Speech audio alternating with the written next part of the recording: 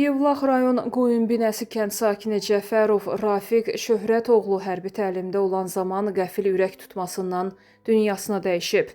Bizim medianın yerli bürosunun verdiyi məlumata görə dünyasını dəyişən şəxs Maxe olub. O 44 günlük vətən müharibəsində eyni zamanda antiterror əməliyyatlarında qəhrəmancasına iştirak edib.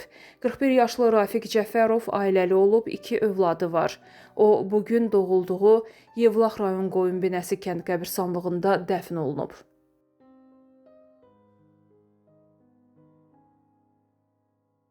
Deputat Səbinə Salmanovaya ağır itki üz verib. Onun atası Qədir Salmanov dünyasını dəyişib. Mərhum sabah Sumqayıt şəhər qəbirstanlığında torpağa tapşırılacaq. 3 mərasimi isə iyulun 8-də saat 11:00-da Heydər məscidində keçiriləcək.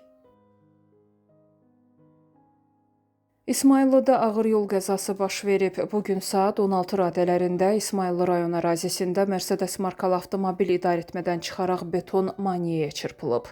Nəticədə nəqliyyat vasitəsində olan 52 yaşlı İlqar Süleymanov və həkim-ginekoloq 67 yaşlı Elmira Duxiyeva aldıqları xəsarətlərdən hadisə yerində dünyalarını dəyişib. Bir nəfər yaralanıb.